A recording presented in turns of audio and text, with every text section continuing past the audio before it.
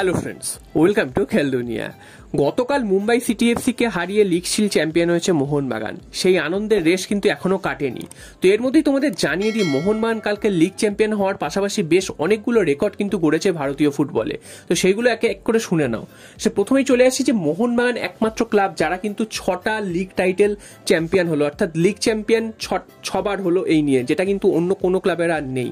ডেম্পো রয়েছে মোহনবাগানের পরে, তারা কিন্তু 5টা জিতেছে লিগ টাইটেল।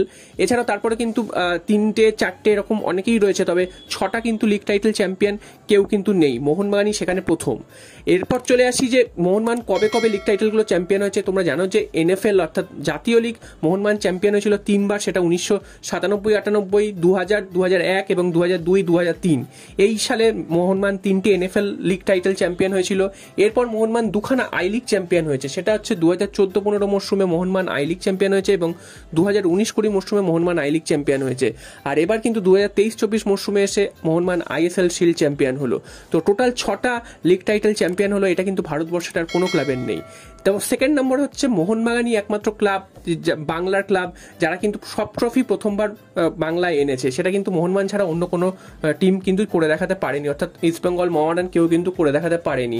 সেটা জাতীয় লিগ হোক বা সেটা আই লিগ হোক বা যেটা আইএসএল কাপ বা আইএসএল শিল্ড লিগ ট্রফি হোক, তো সমস্তটাই কিন্তু মোহনবাগানই প্রথম দল বাংলায় যারা কিন্তু নিয়ে আসতে পেরেছে।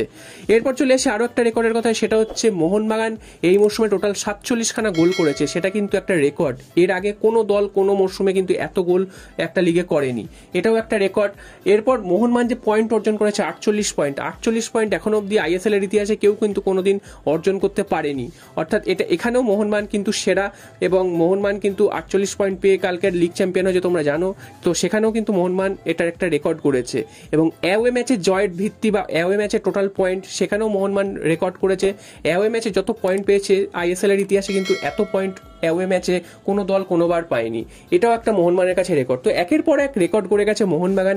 এছাড়াও কালকে তোমরা জানো যে মোহনবাগান চ্যাম্পিয়ন হওয়ার পাশাপাশি মোহনবাগান ACL 2-তে খেলার ছাড়পত্র আদায় করে নিয়ে হচ্ছে, অর্থাৎ গ্রুপ লিগে খেলার ছাড়পত্র।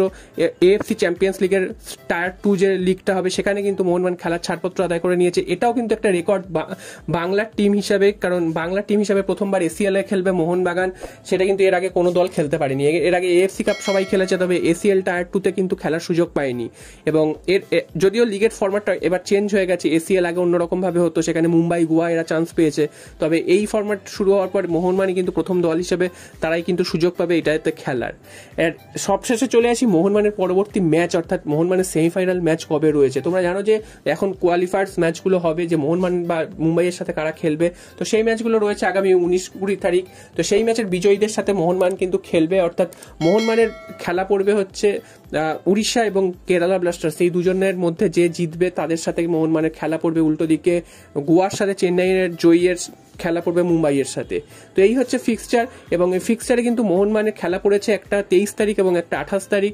তো সম্ভবত 23 তারিখ মোহনবাগানকে অ্যাওয়ে ম্যাচ খেলতে হবে এবং 28 তারিখ মোহনবাগানকে হোম ম্যাচ খেলতে হবে। এটাই কিন্তু ফিক্সচার হতে চলেছে, এবং 4 তারিখ কিন্তু ফাইনাল ম্যাচে রয়েছে। তো দেখা যাক মোহনবাগান এই আইএসএল শিল্ড, লিগ শিল্ড জয় করার পাশাপাশি মোহনবাগান আইএসএল কাপ চ্যাম্পিয়ন হতে পারে।